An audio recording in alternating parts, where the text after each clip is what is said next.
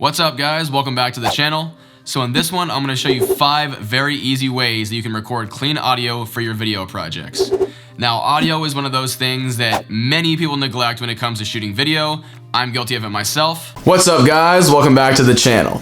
So in today's video, we're going to be taking a look at my most used lens of 2018, the one that I pretty much grab for everything I do. But once you figure out how much of an impact that clean audio has on the quality of your projects, I'm confident that you'll always be cognizant, like moving forward, of it when shooting from now on.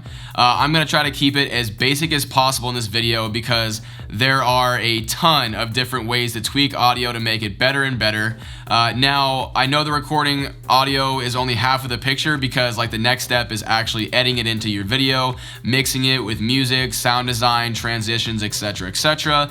But don't worry, I'll be covering this in a future video. So if you want to make sure that you see that video, get subscribed and hit the notification bell. But anyway, we will start with the foundation of what you need to know, and hopefully you can build from there. So let's go ahead and roll our intro and get right into it. Let's go.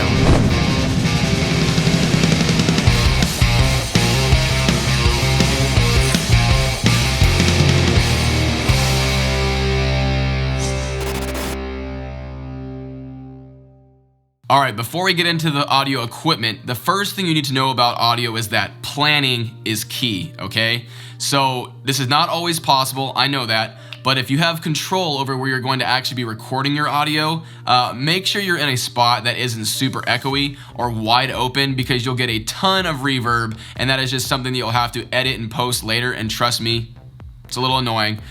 Try to get in a place that it is sound dampened as possible. You can always try to test this by going into your space and simply by like giving it a, or kind of going hello and kind of listening for that reverb and see what the dampening is like in that room. Now rooms that have like hardwood floors that are literally empty are generally terrible choices for recording because there is nothing in that room to dampen those reflective sounds bouncing off the walls. Also, I know my office isn't like the best place to record audio yet because there's still a bit of reverb, if you guys can tell, when I do a little, you know. And I haven't really gone crazy with the sound dampening yet, but it's not too terrible, so I feel like you guys will be okay and you guys will get the idea of what I'm trying to tell you in this video. Now with that in mind and our location to record chosen, let's move on to the first easy way to record your audio. Okay, so the first way to record audio that I think you guys should know about is the most obvious. It is the on-camera audio. Now this isn't the best choice, but it works. It's easy because it works right out of your camera and you really only have to tweak one setting, and that is the camera's volume setting. So every camera, I mean, there's a menu, every menu system is a little bit different, but you just have to go into your camera's volume settings and just make sure that your voice doesn't peak, you know, above a maximum of like -6 decibels is usually the standard. And now I'm gonna go ahead and disconnect my camera mic that I'm normally using, and I'm gonna go ahead and just use the on-camera sound so you guys can hear what that sounds like. So this is a test of the on-camera mic sound, and this is literally the exact same, obviously. Everything is the same as it was before. Only difference is I am not using my mic that I have placed up here anymore. It is just coming out of the camera from in front of me. Okay, back to nicer audio. Sounds better, right? And I'll get to that and I'll tell you why later. Okay, so the next thing I want you guys to keep in mind when trying to record audio is using an on-camera or shotgun mic is what they're usually called. And this is like the easiest way other than just using the camera's built-in audio. But in my opinion, it'll get you a dramatic difference in sound quality. And again, you're gonna have to, you know, tweak your input volume on your camera to make sure there's no clipping. And like I said, and I showed you earlier, make sure it's just not getting into that red zone and you're not, you know, getting that high harsh tones, because once you do that, it's pretty much ruined. And in my opinion, this is like the best first investment you can make to your new camera setup besides like a 50mm lens. But when you're going for audio, get a shotgun mic and it will improve your audio like drastically. And I'll go ahead and let you listen to what it sounds like right now. Okay, so this is a sound test of the Rode Video Micro, which is a very common, you know, shotgun mic that I see a lot of people using like for vlogging and stuff like that. And it is simply placed on the top of my camera right now. You know, it's about a few feet away from me, and this is what it sounds like going from there to here, trying to capture my voice. And again, you guys will notice that it probably does sound a lot better than the in-camera mic, so you guys will probably notice that it's really not picking up very much of my voice. It sounds far away. Definitely a lot better, and for 50 bucks, that's actually pretty awesome. So again, very simple good first investment for you guys as far as audio goes. But you guys will notice that since it's placed over there, it's going to go ahead and pick up more room sound. So again, general rule of thumb, the closer you can get your mic to your actual talent within, 6, 12 inches, you're going to do a lot better as far as that sound quality and not getting so much room sound and just getting their voice instead. Okay, so the next form of audio we're going to talk about is using a digital audio recorder like this, and also a digital audio recorder that uses a lavalier mic that looks like this. So this is more complicated than the first two techniques in that it requires tweaking of the camera input volume. It also requires you to tweak the volume on the actual recorder itself. As you can see, let me see if I can find it. Yep, there's input levels on the side of this. I'm not sure if you guys will see this. And then there's actually taking into account the placement of the microphone, okay? If you're just going to use just the digital audio recorder itself, it's a very cost-effective way to get into getting some clean audio. If you haven't been able to get an external mic yet and you actually have one of these guys, so you can actually use this or even the Zoom H1 or something like that as a standalone microphone, because as you can see, it has a, let's see if we can get it to focus. It has microphones right in the front of it. So with tweaking some settings, you can actually get some good audio with this and some scenarios. And as you can see on the bottom, it has a little, it has a mounting point right there where you can put a, a stand to kind of put it towards your mouth or something like that. So you can actually get it in the right position, or you can actually mount this thing to the top of your camera as a shotgun mic. So I'm gonna go ahead and just basically kind of queue up. Where's one of my, I'm actually just gonna queue up this digital audio recorder right here, and I'm gonna go ahead and just do a sound test of what this sounds like, just me sitting right here with this in front of my face. So let's go ahead and power this thing on. This thing's actually pretty handy, look at this. It's got a little USB that comes out. Love this thing. Use this thing for weddings, it's like one of my favorite things to use. Okay, so using just the built-in audio right here, we're gonna go ahead and record. And I'm gonna go ahead and switch this audio. 3, 2, 1. So now we are recording just using my Sony digital audio recorder, and it's sitting right in front of my mouth. And generally, like reporters and stuff like that can take these kind of things, like when they're trying to record like sports personalities and stuff like that, and they stick it right in front of their face. And that's how they record audio. So let me know what you guys think in the comments, what this sounds like, and if you guys would actually use this method, or you guys would go ahead and end up trying to take like maybe a Zoom, so you could use it for this and also use it as a shotgun mic and put it on top of your camera. But I've actually never tried this before, so I'm kind of curious what it sounds like, so I can't wait to actually get it in post and see. So if you're going to use your digital audio recorder with a lav mic, which is the most common way to use it really, try placing it towards the talent's mouth about 6 to 12 inches away. I'm just going to clip it to my shirt right here. Normally I'd hide it underneath my shirt, obviously, to make it look professional. And on that note, if you want to hide the wire and stuff like that and it doesn't have a clip, you can always use the option of taping it inside their shirt, and make sure you tweak the settings accordingly, because you'll definitely get a more dampened or muffled sound, because it obviously is underneath the shirt and it's going to act as a filter. So just keep that in mind. If you do that, make sure you tweak your settings accordingly, maybe turn the mic up a little bit. But for this use case right here that we have, I'm gonna go ahead and just turn this guy on right here, and I'm gonna show you what this sounds like.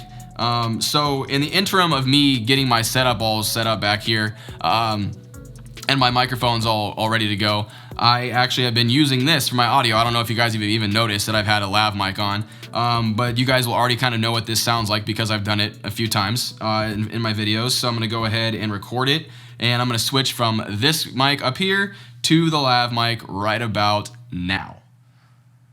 So here is a quick test of what it sounds like using a lav mic through a digital audio recorder, and I'm just using the Zoom H1 right here with a lav mic that I totally forgot the name of, but I will have linked in the description for you guys, so you guys can get this set up if you guys do prefer this, or if this is a cost-effective way for you guys to do your audio. Now just be aware that with this option right here, you're going to have to take an extra step, and in post, you are going to have to make sure you sync up your audio. And what that means is this digital audio recorder right here is going to create a track of audio, and your video that you're taking right now is going to create a track of audio as well. And in post, you're going to have to put those two audio files together, or audio lines together, if you know what a timeline looks like in like Adobe Premiere or something. And you're going to have to match the waveforms up. Now, Adobe Premiere has software in it that makes it super easy. I'm sure other video editing software has it too, but you can also match it up manually, like literally just by looking at the waveforms, or by doing the old trick that I always do every single time I begin to record, and just do this. And when you go ahead and look at the waveforms, you'll see a giant peak, and that's where you can match your audio up on. So little pro tip for you guys right there. Use it. Make sure you guys use it and abuse it, because it makes it very easy to sync audio. The next way that you guys can record some clean audio is using a USB mic like this guy right here, the Blue Snowball. So these are a great option because they're very readily available everywhere, and they can connect right into your computer. And you can have, many, like multiple uses for it. You can, you don't have to use it just for recording videos. You can basically use it like to stream if you guys are streamers, do video calls for your business and stuff like that. The really only downside to it is that unless it has some other input on it, you're basically limited to this USB connection, and you won't really be able to use it in the field unless you create some kind of like modular system for it, which might be a bit complicated.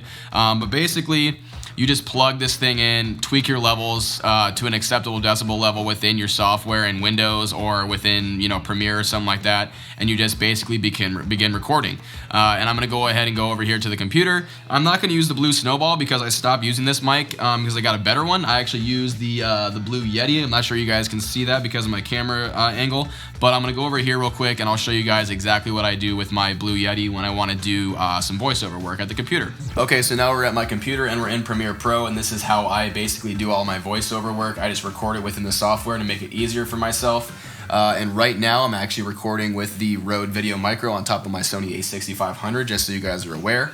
But we're going to go ahead and take advantage of our Blue Yeti Blackout that I use for voiceover recording. It's a great USB microphone, plugs right into the computer from the USB cord here, and it gets great sound as far as I'm concerned with some voiceovers. So I really do enjoy it, and I enjoy the way it sounds, especially when I add a little bit of my editing to it. I'll get to that in the end of the video, but let's go ahead and check out what it sounds like. So we're going to switch from these two microphones here in 3, 2, 1.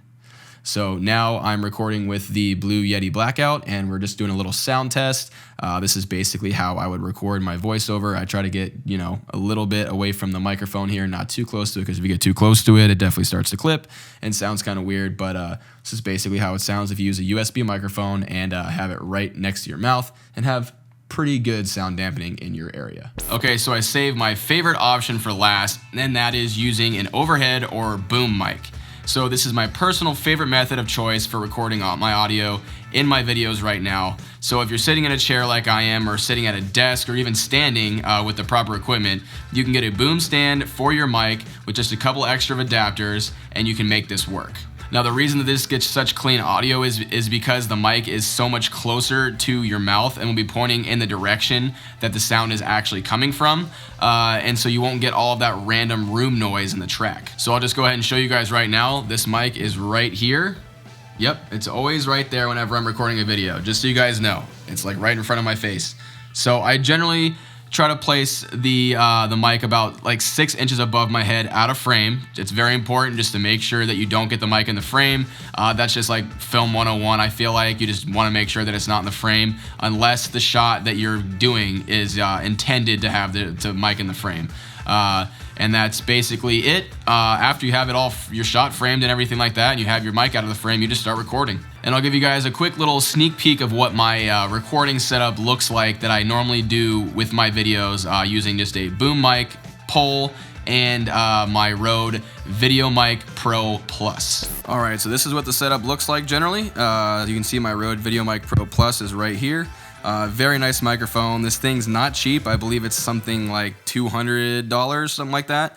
But in my opinion, super worth it because it not only functions as a shotgun mic that you can put like on top of your camera, but you can also use it as a boom mic like I'm using right now, and it works awesome like that. So let me go ahead and go to the other side right here, and I will show you guys how this all works and how I get this thing going.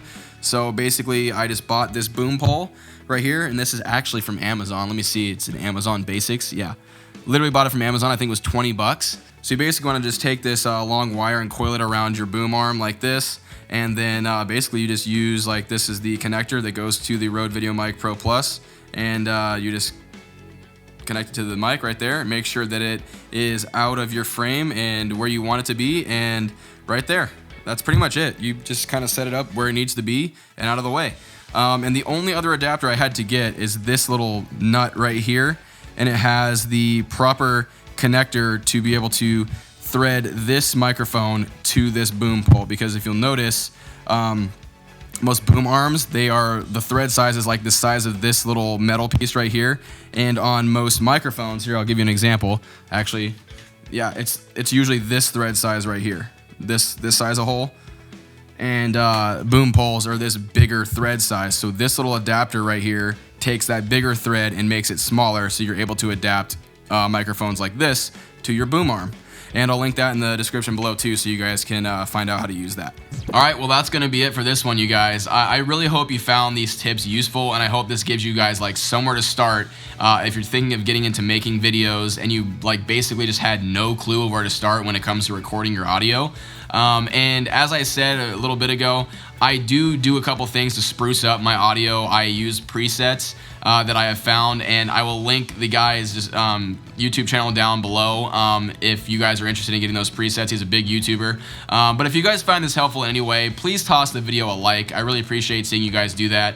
If you guys have any questions, comments, or concerns about the video, leave them in the comment section down below. And of course, all products and accessories that I featured in this video will be linked in the description below for your guys' ease of finding them if you guys are interested in getting them. And I really hope you guys do enjoy my content. And if you guys really do, consider getting subscribed and pressing that notification button. That way, when I come out with new videos, you guys will be the first to know, and you guys can come check them out. So until then, guys, I'll see you in the next video. Later.